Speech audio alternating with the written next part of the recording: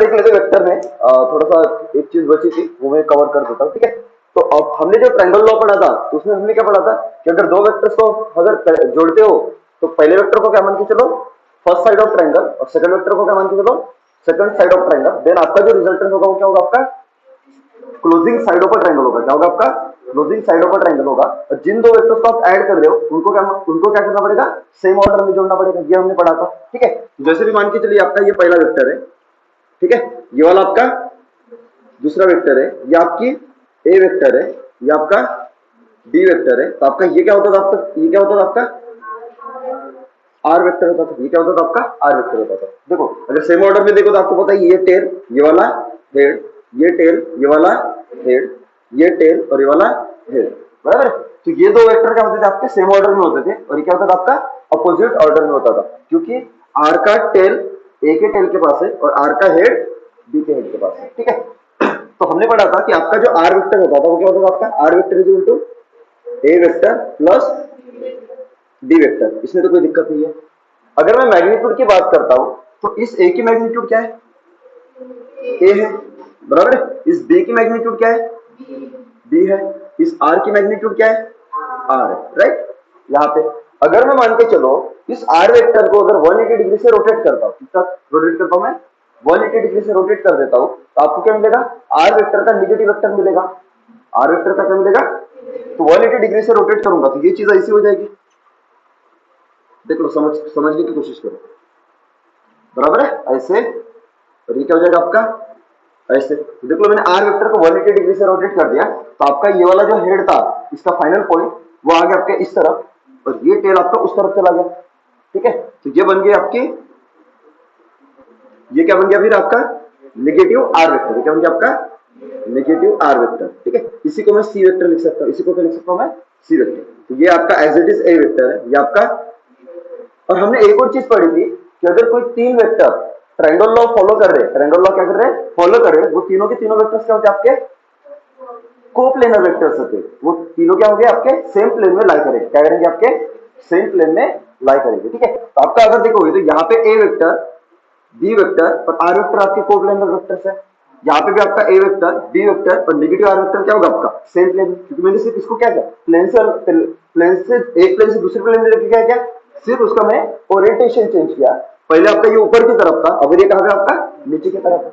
बाकी सब as it is चीज है, राइट ना। अगर मैं यहाँ पे पॉलीगन लॉ लगाता हूँ, पॉलीगन लॉ लगाऊंगा तो क्या हो जाएगा, क्योंकि यहाँ पे कितने वेक्टर्स को जोड़ रहा है, जब दो से ज्यादा वेक्टर्स को जोड़ते हैं तो आपका पॉलीगन लॉ लगता है, बराबर है। जब आप दो वेक्टर्स को जोड़ते हो तो आपका ट्रायंगल लॉ लगाता हूं, अरे है कि ना। तो यहाँ पे अगर देखोगे तो ए वेक्टर का टेल ये वाला हेड, ये टेल ये वाला हेड, ये टेल और ये वाला हेड। तो यहाँ पे अगर देखते हो तो ये तीनों की तीनों आपके क्या है सेम ऑर्डर में। अगर तीनों के तीनों सेम ऑर्डर में और तीनों को जब मैं जोड़ता हूँ कनेक्ट करता हूँ तो तीनों क्या बना रहे एक क्लोज ट्रायंगल बना रहे। इसका ये मतलब है कि तीनों वेक्टर की सम क्या है आपकी जीरो आ रही है, क्योंकि कोई साइड बच ही नहीं रहा। क्योंकि आपका रिजल्ट मतलब क्या होता था क्लोजिंग साइड होता था ना, closing side of a polygon. अगर पॉलीगन लगाते हो तो ट्रायंगल लगाते हो तो क्लोजिंग साइड ऑफ ट्रायंगल, जब दो वेक्टर को जोड़ते थे, बराबर है। लेकिन यहाँ पे तीनों के तीनों सेम ऑर्डर में कनेक्टेड है, मतलब टेल हेड और टेल है। तो ये तीनों वेक्टर क्या है आपके, तीनों वेक्टर को अगर जोड़ता हूं तो यहाँ पे कोई क्लोजिंग साइड बच रही है क्या, नहीं।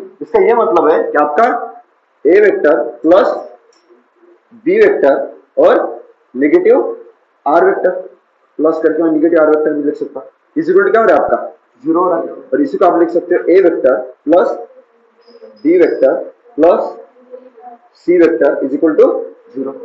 अरे हाँ कि ना। अगर मैं यहाँ पे मैग्नीट्यूड की बात करता हूँ तो बी की मैग्नीट्यूड कितनी है, बी है।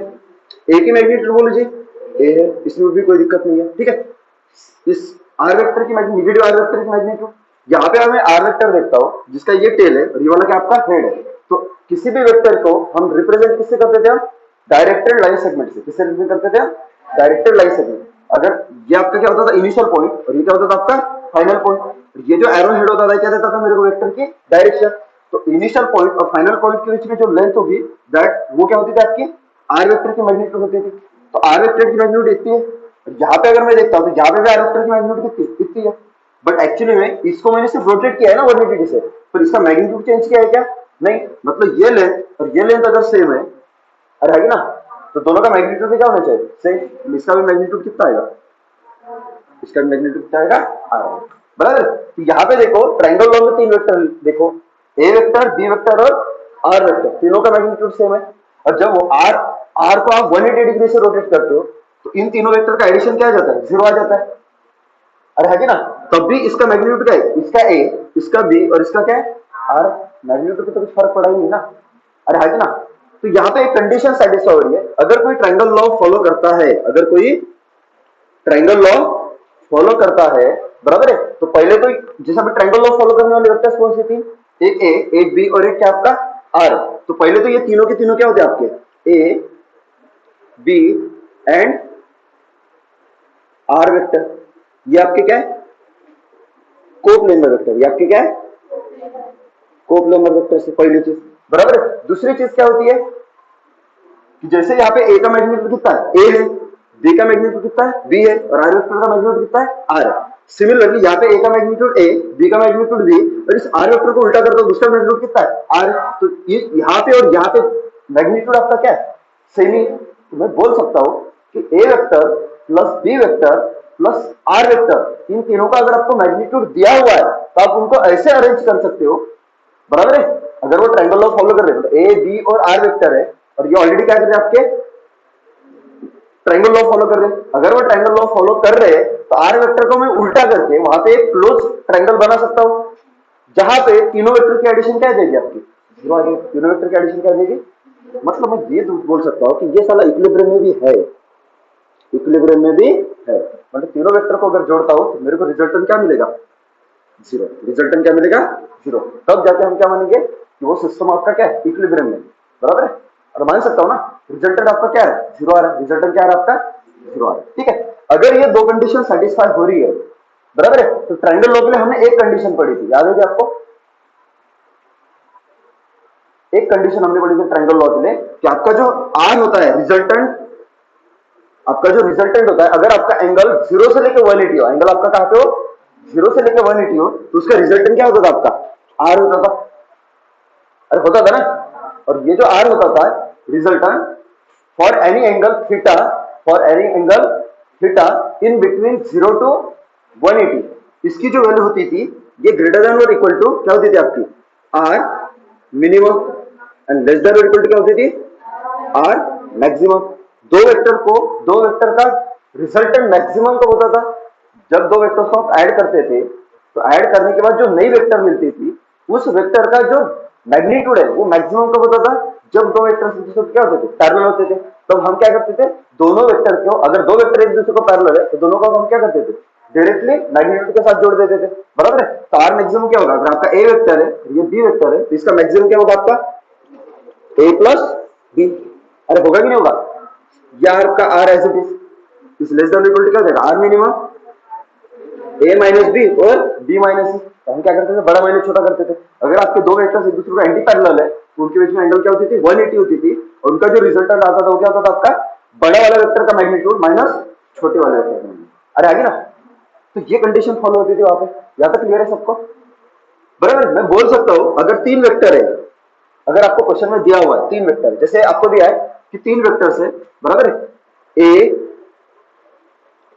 बी एंड सी वेक्टर, ये तीन वेक्टर दिए हुए और साथ में दिया हुआ है कंडीशन, ये तीनों वेक्टर का जो रिजल्टेंट है वो आपका क्या है जीरो आ रहा है। रिजल्टेंट क्या आ रहा है, मतलब तीनों वेक्टर को जोड़ने के बाद आपको क्या मिल रहा है जीरो मिल रहा है। तो पहली कंडीशन आपको ये दी हुई है A vector plus B vector plus C vector result क्या दिया हुआ है आपको जीरो दिया हुआ।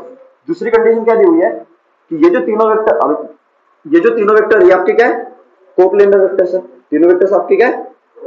तो मैं बोल सकता हूं कि ये जो तीन वेक्टर्स है आपके ट्रायंगल लॉ फॉलो कर रहे हैं। और है कि ना, आपको क्वेश्चन में दिया हुआ कि ए का जो मैग्नीट्यूड जैसे मैं अपनी मर्जी से ले लूंगा कि 2 यूनिट है, कितना है 2 यूनिट है।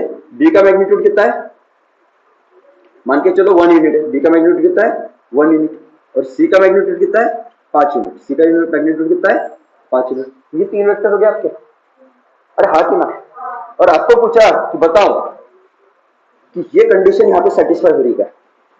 अगर तीन वेक्टर है, तीनों का मैग्नीट्यूड है 2 यूनिट, 1 यूनिट और 5 यूनिट, तो आपको ये पूछा कि ये हो सकता है क्या A plus B A vector plus B vector plus C vector is equal to 0 होगा और ये तीनों वेक्टर कोप्लेनर हो गया। आप बता सकते हो क्या? अगर तीन वेक्टर ए बी और सी, ये तीन वेक्टर अगर कोप्लेनर है और तीनों का एडिशन अगर 0 आ रहा है, ये ट्रायंगल लॉ फॉलो करेगा।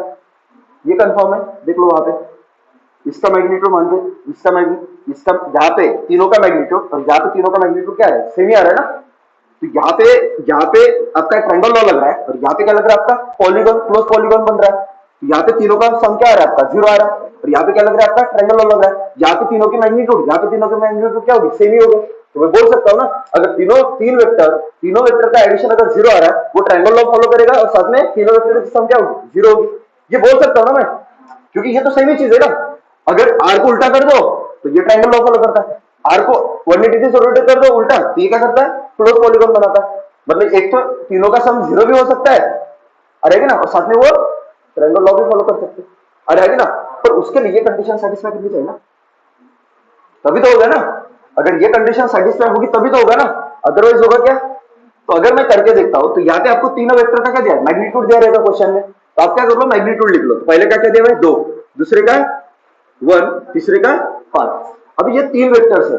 अब मेरे को बताइए कौन सा ए है, कौन सा बी है, कौन सा सी है। लेट से आपको ये नहीं दिया हुआ है कौन सा ए है, कौन सा बी है, कौन सा सी है, आपको सिर्फ दिया हुआ है कि तीन वेक्टर्स है और आपको पूछा कि बताओ वो तीन वेक्टर्स ट्रायंगल लॉ फॉलो कर रहे हैं कि नहीं कर रहे। ये पहला क्वेश्चन हो सकता है, या फिर आपको पूछ सकते हैं कि बताओ उन तीन वेक्टर्स का एडिशन 0 आ रहा है कि नहीं आ रहा है। तो दो लैंग्वेज में क्वेश्चन पूछ सकते हैं आपको, और हां कि ना। अगर ऐसा पूछा है, तीनों का सिर्फ आपको क्या पता है, मैग्नीट्यूड पता है, तो मेरे को नहीं पता ना कौन सा ए, कौन सा बी है, कौन सा, आप अपनी मर्जी से कोई भी ले लो, बराबर। लेट से मेरी मर्जी होती है, मैं इसको आर ले लेता हूं, इसको क्या ले लेता हूं आर, इसको क्या लेता हूं मैं ए, और इसको क्या लेता बी। अगर ये तीनों वेक्टर ट्रायंगल लॉ फॉलो करते तो ये कंडीशन सेटिस्फाई होती। अगर इन तीन वेक्टर का एडिशन 0 आता तब भी ये कंडीशन सेटिस्फाई होती। तो मेरे को ये तो कंडीशन सेटिस्फाई हो रही या नहीं हो रही चेक करके देखना। तो कैसे करोगे, तो आपको पता है आर मैक्स क्या होता है, आर मैक्स क्या होता है आपका, ए प्लस बी, ए प्लस बी, बोलो ए प्लस बी कितना आएगा, 6, बराबर है। आर मिनिमम बोलो फट से, आर मिनिमम, आर मिनिमम, इसको ए लिया और इसको बी लिया ना, आर मिनिमम कितना, 5 माइनस ए, बड़ा माइनस छोटा कर देते ना, तो क्या जाएगा, ए बी माइनस ए करोगे ना, चलो बड़ा माइनस छोटा कितना, 4। अरे है कि ना। अगर आपका आर मिनिमम और आपका आर मैक्सिमम इसके बीच में आ रहा है, तो ये क्या करेगा, ट्रायंगल लॉ फॉलो करेगा, और ट्रायंगल लॉ फॉलो करेगा तो इन तीनों की एडिशन क्या जाएगी। क्या ऐसा हो रहा है, अगर ए है, ये भी है, तो आपने आर मैक्सिमम और आर मिनिमम निकाल लिया, ये तो आपका आर हुआ ना। तो ये कंडीशन सेटिस्फाई हो रही क्या, 2 लेस देन और इक्वल टू, बोलो आर मिनिमम 4 लेस देन और इक्वल टू 6 है क्या, है क्या, नहीं है ना। मतलब ये ट्रायंगल लॉ फॉलो करेगा क्या, तो इन तीनों का रिजल्टेंट 0 आएगा क्या। सबको समझ में आया पक्का। अभी शिफ्ट निकालो, शिफ्ट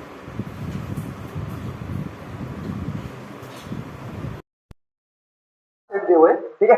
पहला ऑप्शन क्या आपका, देख लो, पहला ऑप्शन है आपका, बोलो जी 1 2 8, दूसरा ऑप्शन 2 3 5, तीसरा ऑप्शन 4 8 10, ठीक है। चौथा ऑप्शन 4 4 4। और आपको क्या पूछा है, इसमें से कौन से सेट में बताओ, आपको तीन वेक्टर दी हुई है कि तीनों वेक्टर की मैग्नीट्यूड अगर आप जोड़ते हो तो आपको रिजल्टेंट क्या मिलता है, 0 मिलता है, बराबर। तीनों वेक्टर को अगर जोड़ोगे तो कहां पे आपको 0 मिलेगा, ये पूछा है। तो कैसे करोगे, तो इसी लैंग्वेज में क्वेश्चन हो गया ना, आ रहेगा ना। तो क्या मान के चलो, बोलो किसको आर मानोगे, किसको ए मानोगे, आपकी मर्जी है। पहला आर, चलो ये आर है तो ये क्या होगा आपका ए, और ये क्या होगा आपका बी। सब में क्या करके देखो, सब में क्या करके देखो, चेक करके देखो, ये वाली कंडीशन है, कंडीशन सेटिस्फाई होगी तो वो एडिशन क्या होगा, 0 होगा, नई कंडीशन सेटिस्फाई होगी तो नहीं होगा। तो देख लो यहाँ पे पहले इसमें ये ए है और ये वाला आपका क्या है, बी है।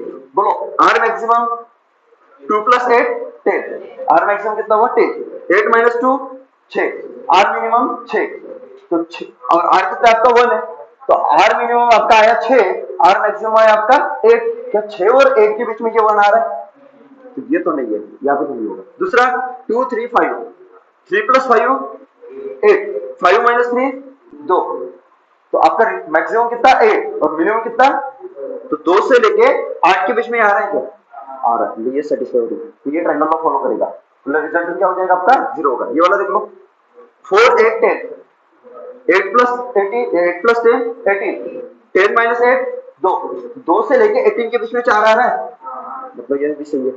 अरे इसके बाद ये वाला 4 + 4 8, 4 - 4 0 से लेके 8 के बीच में ये आ रहा है, तो ये भी क्या कर रहा है, फॉलो कर रहा है। तो ये तीनों क्या हो गया आपके, तीनों का एडिशन 0 आएगा, बट इस केस में नहीं आएगा। सबको समझा, तो इस तरीके का क्वेश्चन पूछेंगे तो आप आसानी से सॉल्व कर सकते हो। क्लियर है, तो यहाँ पे अपना ट्रायंगल लॉ हो जाता है खत्म। क्लियर है, यहाँ तक आगे बढ़े अभी पक्का, शीट सॉल्व कर लोगे क्या अभी, अरे करोगे क्या, इसको सॉल्व करके कल मेरे को दिखाना है, ठीक है पूरा, ठीक है। चलो नया टॉपिक शुरू करते हैं हम, रिजोल्यूशन ऑफ वेक्टर्स। ये मिटा दो,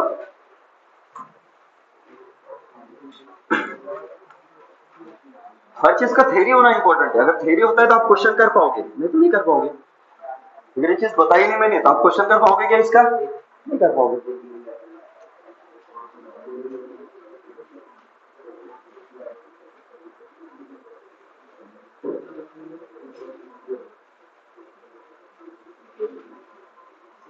रिजोल्यूशन ऑफ वेक्टर, ठीक है, ठीक है। उसको समझने के लिए हम किसको समझते हैं, यूनिट वेक्टर को समझते हैं, किसको समझते हैं, यूनिट वेक्टर, ठीक है। अब यूनिट वेक्टर मतलब क्या होता है, ठीक है। तो जैसे मैंने आपको फिजिकल क्वांटिटी बताई थी, तो फिजिकल क्वांटिटी को अगर डिफाइन करना है तो मेरे पास कौन सी दो चीजें होनी चाहिए। फिजिकल क्वांटिटी मतलब क्या होता था, किसी भी बॉडी की ऐसी कैरेक्टरिस्टिक्स जिसको आप क्या कर पाओगे, मेजर कर पाओगे, जिसको नंबर में लिख पाओगे, उस कैरेक्टरिस्टिक्स को हम क्या बोलते थे, फिजिकल क्वांटिटी बोलते थे।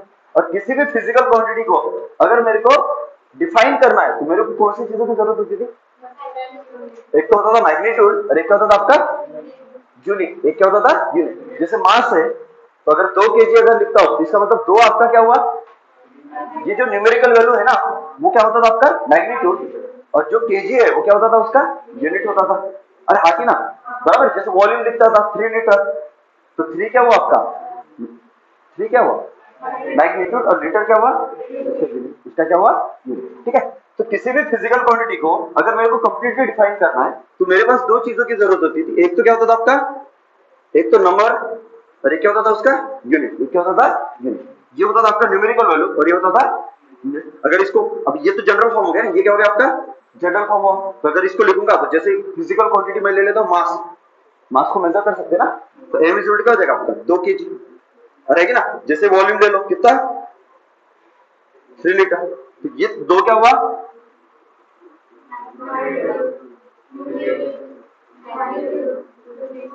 अभी वैसे ही, अब वैसे आपका वेक्टर होता है, वैसे क्या होता है वेक्टर होता है। तो वेक्टर को अगर डिफाइन करना है तो मेरे को किसकी जरूरत होती है, मैग्नीट्यूड की जरूरत होती है, और किसकी जरूरत होती है, डायरेक्शन की जरूरत होती है। लेकिन बहुत बार सिचुएशन ऐसी आती है, बहुत बार सिचुएशन ऐसी होती है कि अपने को मैग्नीट्यूड के साथ कुछ लेना देना नहीं होता, मैग्नीट्यूड के साथ कुछ लेना देना होता है क्या, नहीं होता है, बट मेरे को डायरेक्शन से मतलब होता है। कि बहुत बार ऐसा होता है कि हम दो वेक्टर की सिर्फ क्या कंपेयर करते हैं, डायरेक्शन कंपेयर करते हैं, क्या कंपेयर करते हैं। और मैंने जैसे कि आपको बताया फिजिकल क्वांटिटी में कि हम फिजिकल क्वांटिटी को क्यों मेजर करते हैं, ताकि हम two similar types of physical quantity को क्या कर पाए, कंपेयर कर पाए, क्या कर पाए, पता तो चलना चाहिए ना। इधर मैंने 3 kg का बोरा लिया, इधर 2 kg का बोरा लिया, तो मैं कंपेयर कैसे करूंगा, इधर एक बड़ी वाली थैली ले ली मैंने, बराबर, और इधर क्या ले ली मैंने छोटी थैली ले ली, और दोनों में मान के चलो शक्कर है, बराबर है। तो जो बड़ी वाली होगी इसमें ज्यादा होगा, जो छोटी वाली होगी उसमें, ऐसा बोलोगे इसमें शक्कर ज्यादा है इसमें कम है, स्पेसिफिक होना पड़ेगा ना।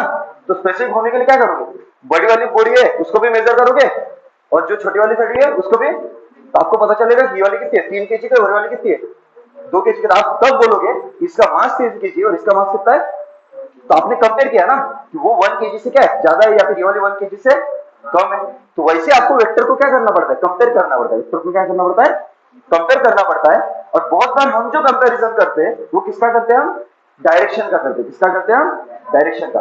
और इसी को कंपेयर करने के लिए उस वेक्टर की डायरेक्शन क्या करनी पड़ेगी, मेरे को स्पेसिफाई करनी पड़ेगी, स्पेसिफाई करनी पड़ेगी। और उसके लिए हम मदद लेते हैं किसके, यूनिट वेक्टर में। तो जैसे यहाँ पे मास है ना, तो मास को हम क्या करते हैं, मेजर करने के लिए क्या बनाए, कुछ स्टैंडर्ड बनाए, क्या बनाए, कुछ स्टैंडर्ड, बराबर है। जैसे मास को अगर मेजर करना है तो हमने 1 kg का वेट बनाया, 2 kg का वेट बनाया, और है कि ना, एक स्टैंडर्ड क्या बनाए, सैंपल बनाए, जिसकी मदद से हम क्या करते हैं, किसी भी क्वांटिटी जिसके पास क्या है, मास है, उसको हम क्या कर सकते हैं, मेजर कर सकते हैं।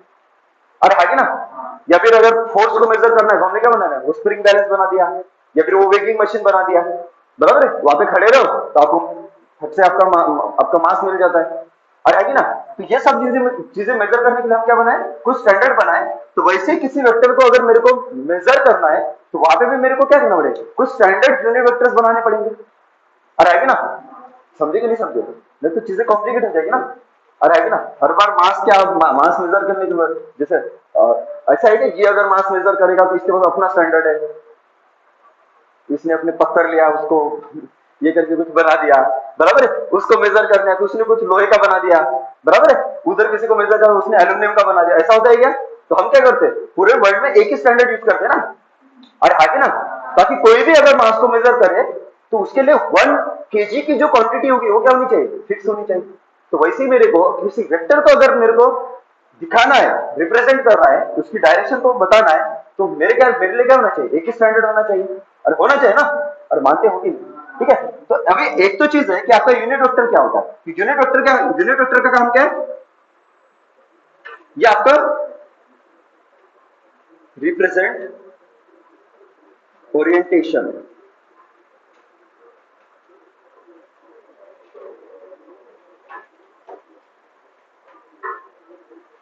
गिवन वेक्टर इन स्पेस, बराबर है। तो आपको 3 डायमेंशन पता है, ठीक है। अगर 1 डायमेंशन है तो आपका क्या हो गया, लाइन हो गया, लाइन के अलॉन्ग मेजर करोगे ना। अगर आपका 2 डायमेंशन होगा तो आप क्या लेते हो, एक प्लेन लेते हो, और है कि ना, प्लेन मतलब क्या होगा आपका 2 डायमेंशनल। 3 डायमेंशन मतलब क्या होगा आपका स्पेस, 3 डायमेंशन मतलब क्या होगा आपका स्पेस, जिसके 3 डायमेंशन है। जैसे ये वाला आपका स्पेस है, रूम वाला स्पेस, बराबर है, तो ये क्या होगा आपका एक्स एक्सिस, ये वाला आपका वाई एक्सिस, और ये वाला आपका, और इसको देखो 3 डायमेंशन। इस रूम को, ये जो आपका हॉल देख रहे हो ना, इस हॉल को कितने डायमेंशन है, 3, लेंथ ब्रेड्थ एंड हाइट। अरे है ना, तो ये जो यूनिट वेक्टर है ये क्या करता है, किसी भी वेक्टर का, कोई भी गिवन वेक्टर है तो उसका क्या बताता है, मेरे को ओरिएंटेशन बताता है कि इस स्पेस में वो वेक्टर कैसे रखी हुई है, वो ऐसे रखी हुई है, ऐसे रखी हुई है, ऐसे रखी हुई है, ऐसे रखी हुई है, वो कैसे रखी हुई है, ये कौन बताएगा मेरे को, उसका यूनिट वेक्टर बताएगा, कौन बताएगा इसका यूनिट वेक्टर, ठीक है। दूसरी चीज कि ये जो यूनिट वेक्टर है होता है, इसका मैग्नीट्यूड हमेशा क्या होता है, 1 होता है। इसका मैग्नीट्यूड क्या होता है, magnitude is unit, magnitude is unit, unit मतलब 1, यूनिट मतलब 1, इसका मैग्नीट्यूड हमेशा क्या होगा, 1 यूनिट होगा, क्या होगा आपका 1 यूनिट होगा, ठीक है। तो अभी जैसे भी मान के चले, ये आपका वेक्टर है, ये आपका क्या है, ए वेक्टर है, लेट से ये वाला आपका ए वेक्टर है, ठीक है। और मान के चलो इसकी मैग्नीट्यूड मैं ले लेता हूं कि लेट से इसकी मैग्नीट्यूड कितनी है, 5 यूनिट है, इसकी मैग्नीट्यूड कितनी है, 5 यूनिट है, ठीक है। इसकी मैग्नीट्यूड कितनी है, 5 यूनिट है, और आपका ये कुछ ऐसे तो रखा हुआ है यहाँ पे, इस प्लेन में रखा हुआ है, ठीक है। तो इसका जो यूनिट वेक्टर होगा, इसका जो यूनिट वेक्टर होगा वो क्या करेगा, इसकी डायरेक्शन को रिप्रेजेंट करेगा कि इसकी मैग्नीट्यूड को रिप्रेजेंट करेगा, इसकी डायरेक्शन को रिप्रेजेंट करेगा, किसकी, इसकी। और उसकी डायरेक्शन क्या होगी, जिस तरफ आपका ए वेक्टर आ रहा है उसके अलॉन्ग ही क्या आएगा, उसका यूनिट वेक्टर आएगा। मतलब मैं बोल सकता हूं कि ये अगर ए वेक्टर है तो इसका यूनिट वेक्टर क्या आएगा, इसके अलॉन्ग क्या आएगा, समझ में आ रहा है। और इसका डायरेक्शन क्या होगा आपका, जिस तरफ आपका ए वेक्टर का डायरेक्शन है उसी तरफ क्या होगा आपका, इसका जो यूनिट वेक्टर होगा उसका डायरेक्शन होगा, क्योंकि यूनिट वेक्टर इसका तो डायरेक्शन रिप्रेजेंट करना है ना। अरे है ना, और इसकी मैग्नीट्यूड क्या होगी, 1, इसकी मैग्नीट्यूड क्या होगी, 1 यूनिट, समझ में आ रहा है। अरे ना, अब जैसे ए वेक्टर को अगर मेरे को सिंबॉलिकली रिप्रेजेंट करना है, हम क्या करते थे, ये ए वेक्टर है तो हम यहाँ पे लेटर ए लिखते थे, उसके ऊपर क्या देते थे, हम एरो देते थे, ये हो गया आपका वेक्टर का रिप्रेजेंटेशन। अरे ना, जैसे आपका फोर्स है तो फोर्स को हम क्या लिखते हैं, फोर्स को हम किस लेटर से रिप्रेजेंट करते थे, हम एफ से, but force is a vector quantity, तो उसके ऊपर क्या लगा देते हैं, हम एक एरो लगा देते थे, क्या लगा देते हैं, उससे पता चल जाता कि आपकी जो फोर्स है वो कौन सी क्वांटिटी है, वेक्टर क्वांटिटी है। अरे समझ में आ रहा है, बराबर है। तो अगर आपका ये ए वेक्टर है, इसका अगर ये यूनिट वेक्टर है, बट ये ए का भी यूनिट वेक्टर है, तो मेरे को यूनिट वेक्टर को भी तो रिप्रेजेंट करना पड़ेगा ना।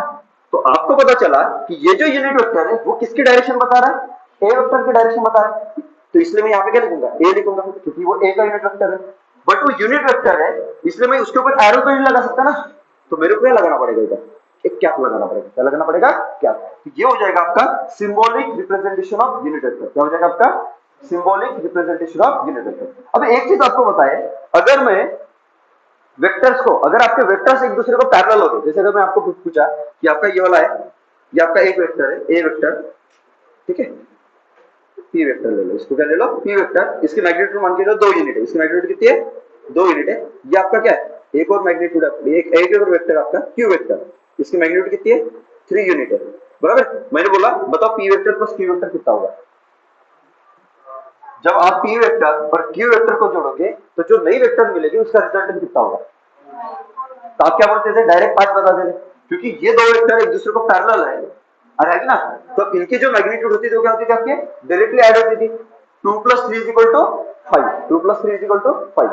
अगर ये ए वेक्टर इस ए, ये जो यूनिट वेक्टर ए है, ये क्या बता रहा है, इस ए वेक्टर का डायरेक्शन बता रहा है, और इसकी मैग्नीट्यूड कितनी है, 1 है। तो मैं इसको कितने पार्ट में तोड़ू तो मेरे को हर वेक्टर जो मिलेगा वो क्या मिलेगा, मेरे को यूनिट वेक्टर मिलेगा। तो इसके मैग्नीट्यूड अगर 5 है तो मैं कितने टाइम कितने इसमें तोड़ सकता हूँ, 5। तो अगर ऐसे अगर तोड़ता हूँ तो ये क्या हो जाएगा आपका, ये पहला वाला, तो ये आपका क्या हुआ, यूनिट वेक्टर। ये वाला दूसरा, ये भी क्या हुआ आपका, यूनिट वेक्टर। ये वाला आपका तीसरा, ये भी क्या हुआ जी आपका, यूनिट वेक्टर। ये वाला आपका चौथा, ये भी यूनिट वेक्टर। ये भी क्या हुआ आपका, यूनिट वेक्टर। हो गया 5। पर देख रहा है यार, ये जैसे ये 2 वेक्टर एक दूसरे को पैरेलल थे, वैसे ये भी तो पैरेलल है ना। मैं बोल सकता हूं कि अगर मैं इन सभी वेक्टर को जोड़ता हूं, ए वेक्टर, ये का यूनिट वेक्टर प्लस दूसरा यूनिट वेक्टर प्लस तीसरा यूनिट वेक्टर प्लस चौथा यूनिट वेक्टर प्लस पांचवा यूनिट वेक्टर, तो इसकी सम क्या आ जाएगी, बराबर ए वेक्टर के बराबर आ जाएगी। समझे कि नहीं, और है कि ना। तो एक्चुअली ये वाला क्या है, 5 टाइम्स है ना, तो मैं लिख सकता हूं यहाँ पे 5 टाइम्स ए का यूनिट वेक्टर इक्वल क्या हो जाएगा आपका, ए वेक्टर इक्वल क्या हो जाएगा आपका, ए वेक्टर। यार ये देखा, ये 5 क्या है, और मैग्नीट्यूड का ए वेक्टर की अगर मैग्नीट्यूड है तो सिंपली हम क्या करते थे, ए लेटर से लिखते थे, एरो लगा दो तो जो वेक्टर रिप्रेजेंटेशन, एरो हटा दो तो आपका मैग्नीट्यूड रिप्रेजेंटेशन। तो ये मैग्नीट्यूड हुआ ना, तो मैं 5 को रिप्लेस कर सकता हूं ए से, तो लिख दो, तो आपका ए इंटू ए का यूनिट वेक्टर इक्वल क्या हो जाएगा आपका, ए वेक्टर। तो आपका जो यूनिट वेक्टर आएगा ए का यूनिट वेक्टर इक्वल क्या हो जाएगा आपका, ए वेक्टर बटे ए, यही हो जाएगा आपका यूनिट वेक्टर का। सबको समझ में आया। अभी अगर मान के चलो, अगर मैं एक और वेक्टर लेता हूं, लेट से ये मैं इस तरफ लेता हूं, लेट से वाला बी वेक्टर है, ये वाला आपका क्या है, बी वेक्टर है, अरे हाँ ना, तो इसका यूनिट वेक्टर कहां पे होता है, इस तरफ होता है, अरे पता ना, ये आपका बी का यूनिट वेक्टर होता है। अगर मैं एक और वेक्टर लेता हूं ऐसे, ये लेट से आपका सी वेक्टर, ये वाला आपका क्या है, तो इसका यूनिट वेक्टर कहां पे होता है, हाँ इस तरफ होता है, इसका यूनिट वेक्टर कहां पे होता है, इस तरफ होता है, अरे आगे ना। तो ऐसे कितने वेक्टर्स हो सकते हैं अपने पास, ऐसे तो अनंत वेक्टर्स हो गए ना, तो यूनिट वेक्टर भी कितने बनेंगे आपको, तो आपके स्टैंडर्ड कितने हुए, और है कि ना। जैसे मैंने ये चीज वैसी हो गई, अगर मैं जैसे मैं बोलता हूं कि बताओ इस बोतल का पोजीशन क्या है, इस बोतल का पोजीशन क्या है, तो इसको अगर पूछा तो ये क्या करेगा, खुद को क्या पकड़ेगा, रेफरेंस पकड़ेगा, अरे ना जो स्केल लेगा उसका 0 लगेगा अपने पास, फिर वहां से यहां तक की दूरी मेजर करेगा, बोलेगा कि चलो यहां से कितना 5 मीटर है, उसने बता दिया मेरे को, अब बराबर है। फिर मैंने उसको पूछा, बराबर, वो क्या बताएगा मेरे को, उसको आंसर, उसको पूछा कि इसका पोजीशन क्या है, तो वो क्या बोलेगा, वो खुद से मेजर कर लेगा, तो मेरे को 6 मीटर बताएगा। मैं उसको पूछा तो वो क्या बताएगी, वो वहां से मेजर कर लेगी, बोलेगी नहीं 6 तो नहीं है 9 मीटर है, बराबर है। फिर मैं वो अर्णव को पूछा तो वो क्या बोलेगा, ये कितना है 12 मीटर है। यार मैं तो कंफ्यूज हो जाऊंगा ना, चलो मैंने पोजीशन एक ऑब्जेक्ट की बताई थी, ये साला सब लोग तो मेरे को अलग अलग पोजीशन बता रहे हैं, या तो वो झूठ बोल रहे नहीं तो मैं कुछ गलत क्वेश्चन पूछा, अरे यही होगा ना, अरे समझे बताओगे ना भाई, अरे तू हिंगन घाट में, ये वाला हिंगन घाट में, ये वर्धा में, मैंने पूछा बता भाई नागपुर कितनी दूर है, तो ये कहां से मेजर करेगा नागपुर, और ये कहां से मेजर करेगा, तो दोनों के लिए नागपुर की पोजीशन तो अलग हुई ना, बट क्यों,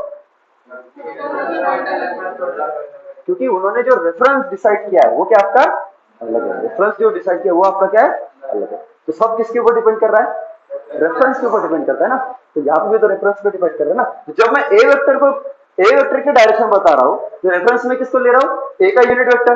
जब मैं बी वेक्टर की डायरेक्शन बता रहा हूं तो रेफरेंस क्या ले रहा हूं? जब मैं सी वेक्टर की डायरेक्शन रिप्रेजेंट कर रहा हूं तो रेफरेंस क्या ले रहा हूं?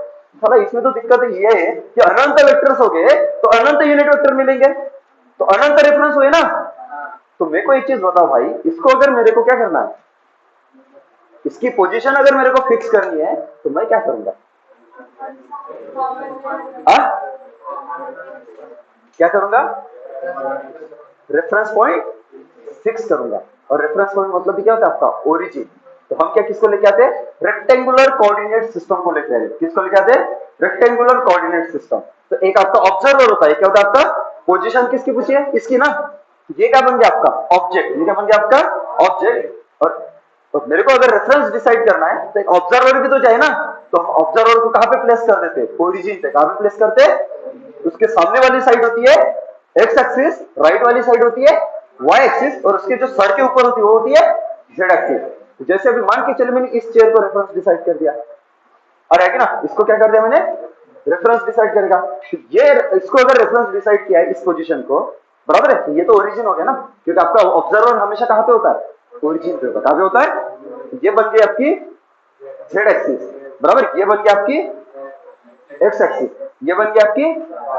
अगर मैं इसकी पोजीशन पूछता हूं भी इसको, ये क्या करेगा? वहां से मेजर नहीं करेगा, तो पहले चेयर पे बैठेगा, फिर चेयर से क्या करेगा? इसकी पोजीशन बताएगा। उसको पूछा तो वो क्या करेगा? वो वहां से नहीं बताएगा, अभी वो क्या करेगा? फिर से चेयर पे आएगा, फिर वहां से बताए। उसको पूछा तो बैठेगा क्या भाई चेयर पे? वो भी कहां पे बैठेगा? चेयर पे। और यहां से इसको क्या करेगा? अभी बताओ, अभी मैंने इन सभी को आंसर पूछे, क्या मेरे को एक ही आंसर मिलेगा? तो अभी भी अलग अलग आंसर मिलेंगे? सेम आंसर मिलेगा। मतलब अगर मैं रेफरेंस अगर फिक्स कर देता हूं तो आपकी ऑब्जेक्ट की पोजीशन क्या मिलेगी आपको? एक सिंगल पोजीशन मिलेगी, और मेरा भी कंफ्यूजन नहीं होगा, मैं आपको गाली नहीं मारूंगा और आप मेरे को गाली नहीं मारोगे। अरे है ना, वो भी खुश और मैं भी खुश। अरे समझे कि नहीं समझे?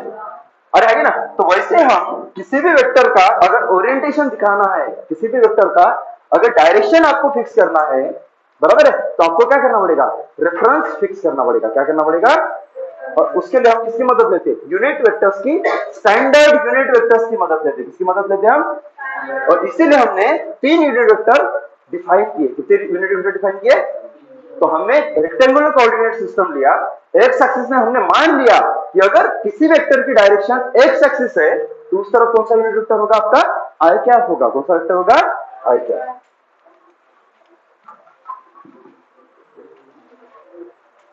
जैसे देखिए अपना वो अच्छा वाला डायग्राम निकालते,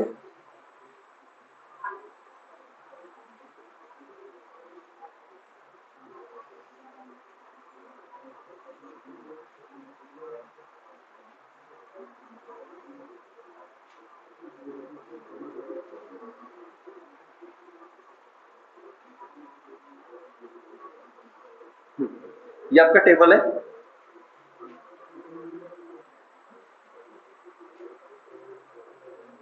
हाँ ठीक है। तो ये कौन सा एक्सिस हुआ आपका? मान के चलो ये वाला हुआ एक्स एक्सिस। ये कौन सा एक्सिस हुआ? X axis. ये वाला, ये वाई, और ये वाला आपका हुआ जेड एक्सिस। तो हमने क्या करेंगे? हम क्या करेंगे? 3 यूनिट वेक्टर डिसाइड कर लेंगे, बराबर है। अगर ये एक्स एक्सिस है, ये वाई एक्सिस है, और ये जेड एक्सिस, आपका ऑब्जर्वर कहां पे रहेगा? ऑब्जर्वर कहां पे रहेगा? यहाँ पे। तो इसको मैं ऑब्जर्वर को यहाँ पे बिठा देता हूँ। तो लेट्स सी ये वाला आपका क्या हुआ? ऑब्जर्वर। ये क्या हो गया आपका? ऑब्जर्वर। ठीक है। तो इस तरफ अगर आपका एक्स एक्सिस है तो इस तरफ यूनिट वेक्टर कौन सा होगा जी? आई क्या। इस तरफ यूनिट वेक्टर क्या होगा आपका? आई क्या। ये आपका क्या है? वाई एक्सिस है, तो इस तरफ यूनिट वेक्टर जे क्या, बराबर है। ये आपका क्या है? जेड एक्सिस, तो इस तरफ आपका यूनिट वेक्टर के क्या। तो ये 3 यूनिट वेक्टर मैंने फिक्स कर दिए। अगर कोई वेक्टर एक्स एक्सिस में, अगर कोई वेक्टर एक्स एक्सिस में, तो उस वेक्टर का यूनिट वेक्टर लोगे कि एक्स एक्सिस का यूनिट वेक्टर लोगे? आज से एक्स एक्सिस का यूनिट वेक्टर लोगे। अरे समझे कि नहीं समझे? अगर जैसे मान के चलो अगर आपका ये वाला ए वेक्टर है, ये आपका क्या है? अपनी मर्जी से ले लेता हूं, मान के चलो ये वाला ओ वेक्टर है, सर ओ नहीं, ये मान के चले आपका सी वेक्टर है, वाला आपका क्या है? सी वेक्टर है। और लेट्स से इसकी जो मैग्नीट्यूड है वो कितनी है? 10 यूनिट है, इसकी मैग्नीट्यूड कितनी है 10 यूनिट, बराबर है। तो इसका यूनिट वेक्टर क्या होता, सी क्या, सी ये होता, सी क्या, अरे होता ना, जिसका मैग्नीट्यूड क्या होता है 1 होता है। तो इसको अगर लिखते थे तो आप क्या लिखते थे, सी वेक्टर इज इक्वल टू सी की मैग्नीट्यूड इनटू सी का यूनिट वेक्टर। अरे हाँ की ना, अगर ए वेक्टर है तो ए का ऐसा रिप्रेजेंटेशन होगा तो सी वेक्टर का वैसे होगा, C vector is equal to magnitude into direction, C vector is equal to magnitude into unit vector, क्योंकि डायरेक्शन तो कौन बताता है, यूनिट वेक्टर ना, इसलिए इसको बहुत बार क्या बोलते हैं हम, डायरेक्शन वेक्टर बोलते हैं, क्या बोलते हैं उसको, डायरेक्शन वेक्टर। ठीक है, तो ये हो गया आपका सी क्या, ये क्या हो गया आपका सी क्या। पर यार दिख रहा है यार, ये सी वेक्टर तो आपका एक्स एक्सिस में आ रहा है, तो मैं बोल सकता हूं अगर ये एक्स एक्सिस में आ रहा है तो इसकी मैग्नीट्यूड बोलो कितनी, मैग्नीट्यूड कितनी, यूनिट वेक्टर की मैग्नीट्यूड 1 ही होगी, यूनिट वेक्टर की मैग्नीट्यूड, इसकी मैग्नीट्यूड कितनी 1। अभी एक्स एक्सिस में जो यूनिट वेक्टर आए थे उसकी मैग्नीट्यूड 1, समझ में आया। दो वेक्टर इक्वल कब होते थे, जब उसका मैग्नीट्यूड और डायरेक्शन दोनों सेम हो। सी वेक्टर की डायरेक्शन एक्स एक्सिस, आई कैप वेक्टर की डायरेक्शन एक्स एक्सिस, तो दोनों का डायरेक्शन सेम हुआ ना, तो दोनों का मैग्नीट्यूड भी क्या हुआ, तो I can replace C with I cap, तो मैं इस सी वेक्टर को आई कैप से रिप्लेस करूंगा तो आपका क्या हो जाएगा, सी इंटू आई कैप, ये हो जाएगा आपका सी वेक्टर। आगे आपका आई कैप में, अरे समझे कि नहीं समझे, तो किसी भी वेक्टर को, कोई भी वेक्टर है उसको हम क्या करेंगे, आई कैप, जे कैप और के कैप, इनके फॉर्म में क्या करेंगे, रिप्रेजेंट करेंगे, उसी को हम क्या बोलते हैं, रिजोल्यूशन ऑफ वेक्टर, उसी को हम क्या बोलते हैं, समझे कि नहीं समझे। ठीक है, तो आपका ये सी वेक्टर हो गया। ठीक है, तो मैं यहां से बोल सकता हूं, अगर मैं आपको पूछा क्या आई कैप की मैग्नीट्यूड, किसी भी वेक्टर की मैग्नीट्यूड को क्या लिखते थे, mod of vector, mod of vector, तो मॉड ऑफ वेक्टर मतलब क्या होगा, मैग्नीट्यूड ऑफ आई कैप, ये मॉड का मतलब क्या होता है, magnitude of I cap, is equal क्या हो जाएगा आपका, magnitude of J cap is equal क्या हो जाएगा, मैग्नीट्यूड ऑफ के कैप, और ये सबकी मैग्नीट्यूड कितने हैं, क्या मैं ऐसा बोल सकता हूं I cap is equal to J cap is equal to K cap, बोल सकता हूं क्या, बोल सकता हूं क्या, क्योंकि अगर आप आई कैप अगर देखोगे तो ये यूनिट वेक्टर है, इसका मैग्नीट्यूड 1, इसका भी 1, इसका भी 1, कोई भी दो वेक्टर या दो से ज्यादा वेक्टर इक्वल तभी हो सकते हैं जब उसका मैग्नीट्यूड और डायरेक्शन दोनों सेम हो। इसका डायरेक्शन, तो डायरेक्शन तो सेम नहीं है ना, तो मैग्नीट्यूड सेम होने चाहिए, यूनिट मैग्नीट्यूड सेम होने से यूनिट वेक्टर सेम हो जाएगी क्या, कि उसका डायरेक्शन भी क्या होना चाहिए, ये not equal to not equal, सबको समझ में आया।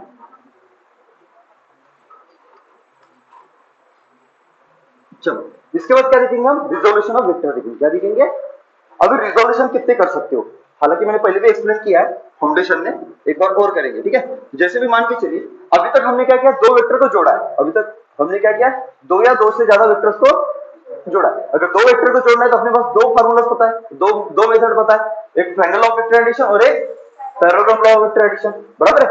और अगर दो से ज्यादा वेक्टर्स को जोड़ना है तो अपने पास कौन सा मेथड है, polygon law of vector addition, बराबर है। तो हम क्या करते थे, अगर दो वेक्टर को जोड़ते थे, जैसे अभी देखो, जैसे आपका ये वाला क्या है, ये आपका ए वेक्टर है, बराबर है, ये फर्स्ट साइड ऑफ ट्रायंगल होगी, ये आपका बी वेक्टर है, ये क्या होगी आपकी सेकंड साइड ऑफ ट्रायंगल होगी। तो मैंने क्या बोला था, जिन दो वेक्टर्स को जोड़ रहे हो उनको क्या मान के चलो, two adjacent sides of triangle, तो उनका ऑर्डर क्या होना चाहिए, सेम ऑर्डर, मतलब पहला वेक्टर जहां पे खत्म हो रहा है दूसरा वेक्टर वहां से क्या होना चाहिए, स्टार्ट होना चाहिए। तो कोई भी वेक्टर कहां पे खत्म होता है, हेड पे, और कोई भी वेक्टर कहां पे स्टार्ट होता है, टेल पे। जैसे ये ए वेक्टर है तो ये कहां पे खत्म हुई, यहाँ पे, तो दूसरे वेक्टर देखो यहाँ से स्टार्ट होगी, अरे ना, तो ये क्या होता था आपका, ये होता था इन दोनों का एडिशन, इन दोनों का क्या होता था एडिशन, और उसी को क्या बोलते थे आर वेक्टर, अरे ना। अगर मैं पैरेललोग्राम लॉ लगाता हूं तो क्या हो जाएगा आपका, ये आपका फर्स्ट वेक्टर है ए वेक्टर, बराबर है, तो पैरेललोग्राम लॉ में क्या होता था, जिन दो वेक्टर्स को क्या मान के चलो,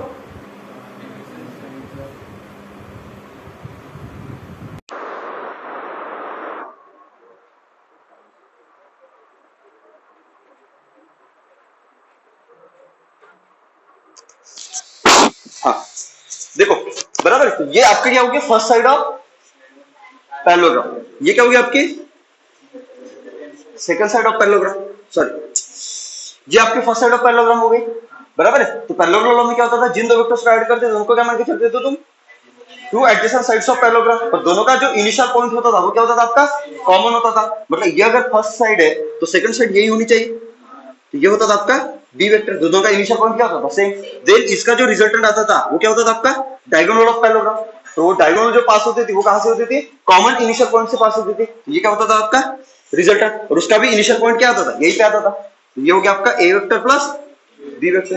तो ये हमने इसके लिए पढ़ा था बराबर। और इसमें क्या पढ़ा था पॉलीगॉन लॉ में, कि जिन अगर दो से ज्यादा वेक्टर्स है उनको अगर ऐड करना है तो हम क्या मान के चलते थे उनको एडजेसेंट साइड्स ऑफ पॉलीगॉन। ये क्या हो गया आपकी फर्स्ट साइड, ये वाली सेकंड साइड, ये वाली थर्ड, और सबको क्या लेते थे सेम ऑर्डर में। मतलब पहला वेक्टर जहां पे खत्म हो रहा है वहां पे, वहां से दूसरा चालू होना चाहिए, दूसरा जहां पे खत्म हो रहा है वहां पे तीसरा शुरू होना चाहिए। पहला यहाँ पे खत्म हो रहा है, दूसरा यहाँ पे खत्म हो रहा है, तीसरा यहाँ पे, ये वाला आपका चौथा। तो ये क्या होता था आपका रिजल्टेंट, ये क्या होता था आपका रिजल्टेंट, और वो भी क्या होता था आपका अपोजिट ऑर्डर में, या फिर क्लोजिंग साइड ऑफ पॉलीगॉन बोलते थे बराबर। तो ये तीन लॉ हमने पढ़ लिए, पर यहाँ पे तीनों में हमने क्या किया एडिशन किया, तीनों में हम यहाँ पे क्या किया हमने क्लब किया, वेक्टर्स को क्या किया हमने क्लब किया। अभी हम क्या करेंगे उसको स्प्लिट करेंगे, अभी हम क्या करेंगे उसको स्प्लिट करेंगे। तो अगर स्प्लिट करना है तो इसके ये अगर मान के चलो आपका एक वेक्टर है, ये ले लो। अभी स्प्लिट करना है मतलब किसको, जब आप ये दो वेक्टर को जोड़े तो आपको रिजल्टेंट मिला, जब इन दोनों को जोड़ा तो आपको रिजल्टेंट मिला, यहाँ पे भी इन सबको जोड़ा तो आपको क्या मिला रिजल्टेंट। उसको बोलते हैं एडिशन का रिजल्ट ना। तो अगर इसको तोड़ोगे तो ये क्या होगा, जिसको तोड़ोगे वो क्या हुआ रिजल्टेंट ना, और जो बनेंगे वो क्या हो गए ये ए बी सी डी। नहीं समझा और है कि ना। तो मेरे को बताओ अगर आपका ये आर वेक्टर है, मतलब ये रिजल्टेंट वेक्टर है, पहले मैंने जोड़ के ये रिजल्टेंट वेक्टर बनाया बराबर। अभी मेरे को इसके क्या करने टुकड़े करने, इसके क्या करने टुकड़े। तो कैसे करूंगा, कितने बना सकता हूं मैं, तो यहाँ पे तो डिपेंड करता है ना। मैं क्या करूंगा अगर टुकड़े करना है तो मैं क्या करूंगा, यही लॉ क्या करूंगा उल्टे डायरेक्शन में पढ़ूंगा बराबर है। अगर दो वेक्टर को जोड़ता हूं सेम ऑर्डर में तो आपको रिजल्टेंट मिलता है, अगर रिजल्टेंट को तोड़ूंगा दो वेक्टर में तो दो वेक्टर सेम ऑर्डर में मिलने चाहिए। तो मैं अगर ऐसा करता हूं तो ये आपका क्या हो जाएगा पहला वेक्टर, और ये क्या हो जाएगा आपका, ये आपका क्या हो जाएगा पहला वेक्टर, और ये क्या हो जाएगा आपका, तो ये आपका मान के चलो ए वेक्टर है, और ये वाला आपका मान के चलो क्या आपका बी वेक्टर। इसका मतलब आर वेक्टर के कितने टुकड़े हुए दो, क्या ट्रायंगल लॉ फॉलो हो रहा है वहां पे, देखो टेल हेड टेल हेड। मतलब मैं बोल सकता हूं A vector plus B vector equal R vector, मतलब मैं बोल सकता हूं आर वेक्टर को तोड़ने के बाद इसके कितने मिल रहे, दो वेक्टर बन रहे, एक ए वेक्टर और बी वेक्टर। इनको जोड़ो तो ये मिलता है, इसको तोड़ो तो ये मिलता है। अरे हाँ कि ना। और क्या कर सकता हूं मैं, दो से ज्यादा बना सकता हूं, देख लो ये एक वेक्टर, ये वाला एक वेक्टर और ये वाला एक वेक्टर। तो ये मान के चलो आपका क्या है पी वेक्टर, ये वाला क्यू वेक्टर, और मान के चलो ये वाला छोटा आर लेते, छोटा आर, ठीक है। अरे हाँ कि ना। तो यहाँ पे अगर देखोगे तो आर वेक्टर को मैंने तोड़ा, कितने कितने वेक्टर्स में तोड़ा, एक दो तीन। तो आर वेक्टर को तोड़ो तो तीन वेक्टर मिलते हैं, और तीन वेक्टर को जोड़ो तो आपको क्या मिलता है। तो ऐसे कितने वेक्टर्स बना सकता हूँ, एक वेक्टर को तोड़ के कितने बना सकता हूँ। अगर तीन साइड का पॉलीगॉन होगा तो दो वेक्टर में तोड़ सकता हूँ, अगर चार साइड का पॉलीगॉन बनता है तो तीन वेक्टर में तोड़ता हूँ, अगर एन साइड का पॉलीगॉन बनेगा तो कितने वेक्टर में तोड़ेगा, एन माइनस वन वेक्टर में तोड़ेगा। अरे अरे अरे अरे अरे अरे नहीं आया, अरे आया कि नहीं आया, ठीक है। मतलब मैं एक वेक्टर के अनंत कंपोनेंट बना सकता हूँ, अनंत कंपोनेंट बना सकता हूँ ना। लेकिन मेरे को पता है यार, मैंने ऑलरेडी तो स्टैंडर्ड डिसाइड किया ना, किसी भी वेक्टर को रिप्रेजेंट करना है बराबर है, तो उसको रिप्रेजेंट करने के लिए मैं किसकी मदद लेता हूं, यूनिट वेक्टर की मदद लेता हूं। बट अपने पास स्टैंडर्ड यूनिट वेक्टर कितने, तीन ही है। अपने पास स्टैंडर्ड यूनिट वेक्टर कितने, तीन ही है, तीन से ज्यादा तो नहीं है ना। एक एक्स एक्सिस में, एक वाई एक्सिस में और एक जेड एक्सिस में। अरे है कि ना। अगर ये तीन स्टैंडर्ड यूनिट वेक्टर है तो जब भी मैं किसी वेक्टर को तोड़ूंगा तो मेरे को यह ख्याल रखना पड़ेगा कि वो वेक्टर उसके जो कंपोनेंट्स बनेंगे वो एक्स में ही बनने चाहिए, वाई में भी बनने चाहिए और जेड में ही बनने चाहिए। इसके अलावा दूसरे कंपोनेंट नहीं होने चाहिए। इसके अलावा होने चाहिए क्या, तो इसीलिए हम जो पढ़ने वाले वो क्या पढ़ने वाले, rectangular resolution of vectors. Rectangular resolution of vectors मतलब जब भी हम किसी वेक्टर को स्प्लिट करेंगे तो उसके कंपोनेंट्स आपके एक्स में ही बनेगा, वाई में भी बनेगा और जेड में ही बनेगा। इसके अलावा दूसरे कंपोनेंट्स होंगे क्या, नहीं। तो हम स्पेसिफाई कर रहे हैं, हम क्या कर रहे हैं, स्पेसिफिक कर रहे हैं कि हमको कंपोनेंट्स करने, तो उसका कंपोनेंट एक्स में भी होगा, वाई में ही होगा और जेड में ही होगा। इसके अलावा दूसरे कंपोनेंट्स नहीं करेंगे। सबको समझ में आया, क्योंकि उस तरफ अपने को स्टैंडर्ड यूनिट वेक्टर्स पता है। सबको समझ में आया बराबर। तो सबसे पहले हम पढ़ेंगे कि अगर मान के चलो कोई वेक्टर प्लेन में रखा हुआ है, कोई वेक्टर कहां पे रखा हुआ है, प्लेन में रखा हुआ है, तो उसका रिजोल्यूशन कैसे करेंगे। कोई अगर किसी प्लेन में रखा हुआ है, ये मिटा दो, ठीक है। तो चलो देखो, अभी जैसे देखो मैंने एग्जांपल पहले भी लिया था और एक बार ले रहा हूं, ठीक है।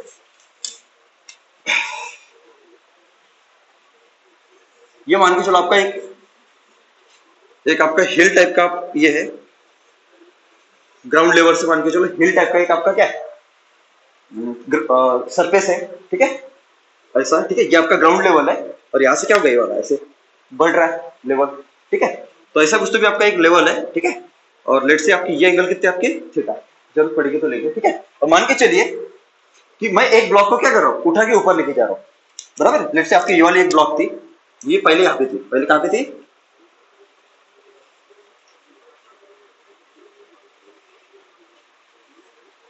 ये आपकी ब्लॉक थी, ठीक है। और इसको धक्का मार के मैं कहां पे लेके जा रहा हूं,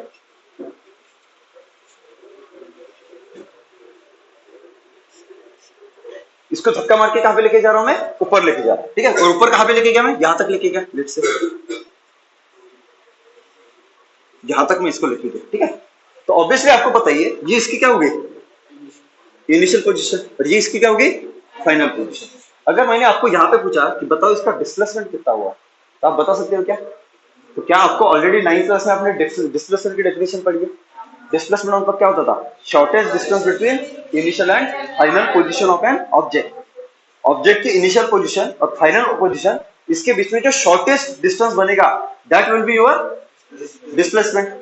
और आगे ना दूसरा एक और डेफिनेशन है, अगर आपको डिस्प्लेसमेंट निकालना है तो आपको क्या करना पड़ेगा कि ऑब्जेक्ट की इनिशियल पोजीशन और ऑब्जेक्ट की फाइनल पोजीशन निकालो और दोनों को क्या कर दो, स्ट्रेट लाइन से ज्वाइन करो। क्या कर दो, वो जो स्ट्रेट लाइन बनेगा ना उसका जो लेंथ आएगा वही क्या होगा आपका डिस्प्लेसमेंट का लेंथ, वही क्या हो जाएगा आपका डिस्प्लेसमेंट का लेंथ। अभी ये ऑब्जेक्ट है तो ये स्ट्रेट लाइन के कौन से क्या लोगे, स्ट्रेट लाइन के कौन से पॉइंट को जोड़ोगे। तो आपको क्या करना है, कोई भी ऑब्जेक्ट होगा उसका पहले क्या करो, सेंटर निकालो। क्या निकालो, ज्योमेट्रिकल सेंटर। तो क्या होगा आपका ये वाला, इसका सेंटर ये वाला, दोनों को क्या कर दो, स्ट्रेट लाइन से ज्वाइन कर दो। ये क्या बन जाएगा आपका displacement.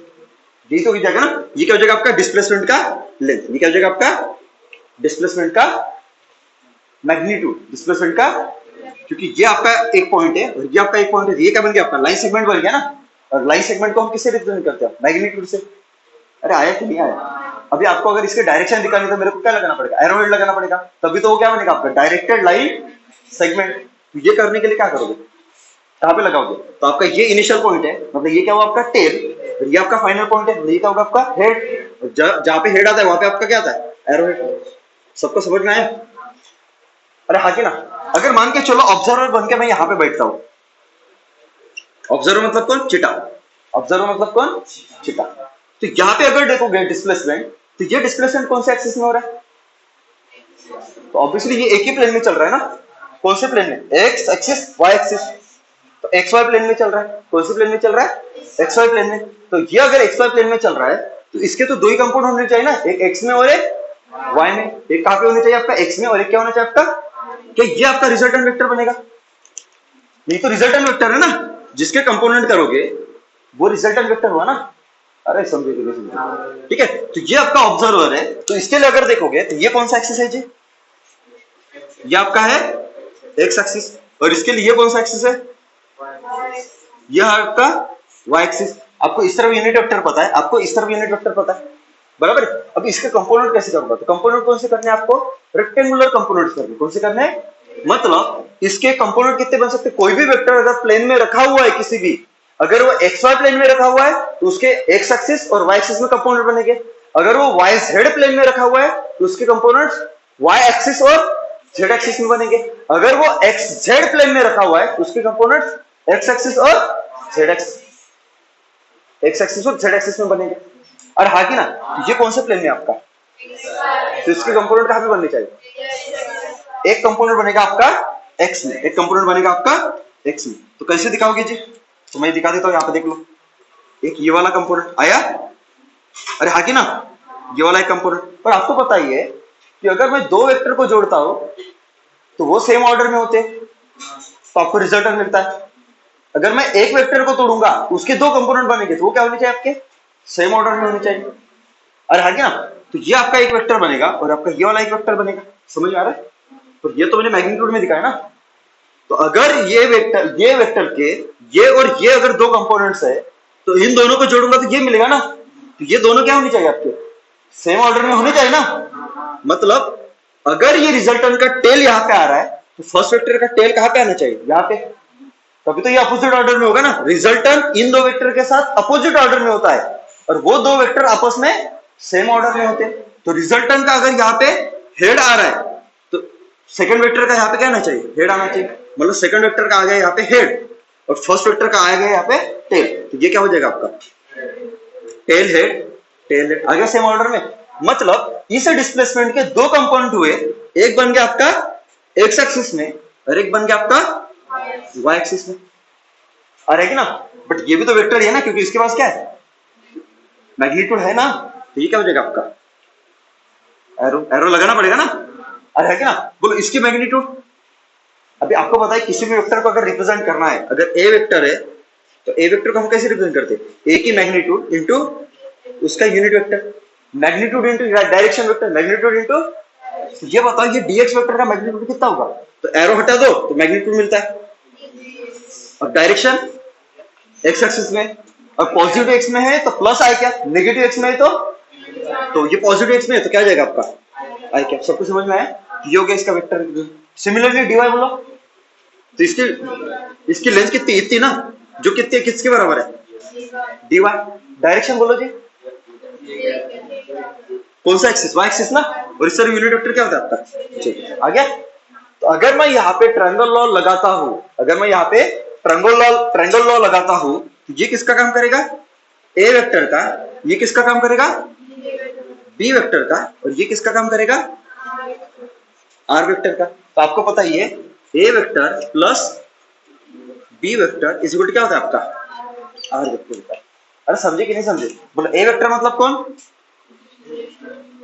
dx vector, B vector मतलब dy vector is equal to क्या हो जाएगा आपका, r वेक्टर मतलब d वेक्टर। सबको समझ में आ रहा है। सिमिलरली dx वेक्टर को क्या लिख सकता हूं, dx आई क्या प्लस dy j क्या इज इक्वल टू क्या हो जाएगा आपका, d वेक्टर। तो देख लो इस d वेक्टर को मैंने किसके रिप्रेजेंट किया, आई क्या और यूनिट वेक्टर के फॉर्म में रिप्रेजेंट किया मैंने यूनिट। जब भी किसी वेक्टर को यूनिट वेक्टर के फॉर्म में रिप्रेजेंट करोगे तो वो यूनिट वेक्टर क्या देगा, उस वेक्टर का ओरिएंटेशन बताएगा कि वो एक्चुअली में स्पेस में या फिर किसी प्लेन में कैसे रखा हुआ है।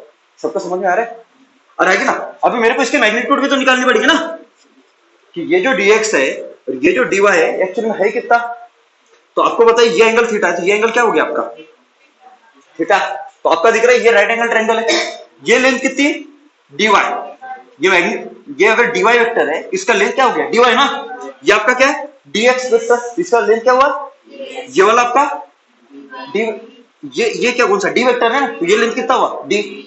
तो मैं ऐसा बोल सकता हूँ कि ये आपका एक राइट एंगल ट्रायंगल है, ये आपका dy, ये वाला आपका dx और ये आपका d और ये एंगल आपकी क्या थीटा।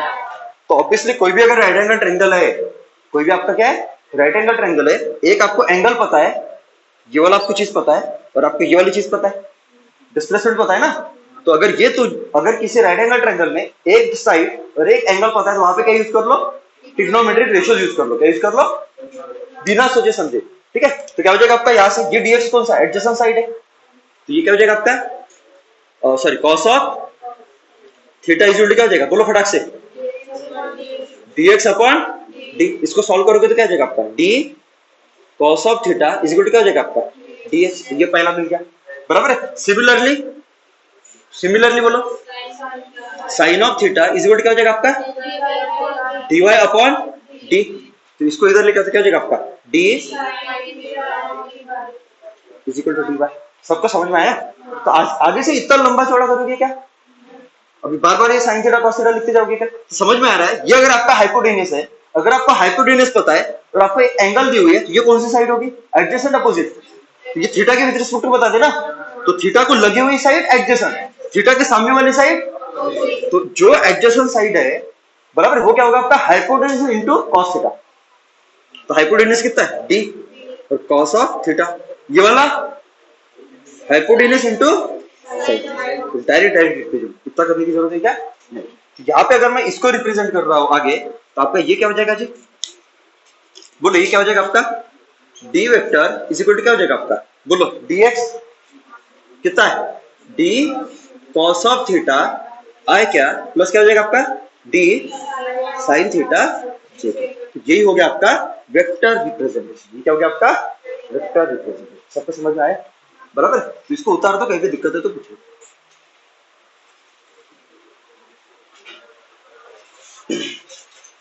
चलो ये क्या हो गया आपका वेक्टर रिप्रेजेंटेशन हो गया ना। अगर आपको मैग्नीट्यूड निकालनी है तो, डी वेक्टर की मैग्नीट्यूड निकालनी है तो अगर मान के चलो ये पता है मेरे को, ये पता है, तो ये निकाल सकते हो, क्योंकि ये वाला क्या होगा आपका हाइपोटेनस स्क्वायर। तो देख लो डी स्क्वायर क्या हो जाएगा इज इक्वल टू क्या होगा डी कॉस थीटा बराबर है, हाँ लिख दो डी एक्स स्क्वायर प्लस क्या हो जाएगा आपका डी वाई स्क्वायर। तो डी कितना हो जाएगा, डी इज इक्वल टू हो जाएगा under root D X square plus D Y square. तो ये आपका कौन सा है वेक्टर रिप्रेजेंटेशन। ये आपका क्या है वेक्टर फॉर्म, ये वाला मैग्नीट्यूड रिप्रेजेंटेशन। समझ में आ रहा है, क्योंकि मैग्नीट्यूड कितनी है, डिस्प्लेसमेंट की मैग्नीट्यूड कितनी है डी ना, और डी किसके बराबर है under root of D X square plus. मतलब अगर डी वेक्टर के दो कंपोनेंट आ रहे हैं, एक एक्स एक्सिस में जो आई कैप वाला है और एक वाई एक्सिस में जो जे कैप वाला है, देन जिस वेक्टर के आपने कंपोनेंट किए उसका मैग्नीट्यूड होगा किसके बराबर under root of I cap का कोफिशिएंट। आई कैप का कोफिशिएंट क्या है dx, उसका स्क्वायर प्लस जे कैप का कोफिशिएंट उसका स्क्वायर। समझ में आया, इसको उतारो।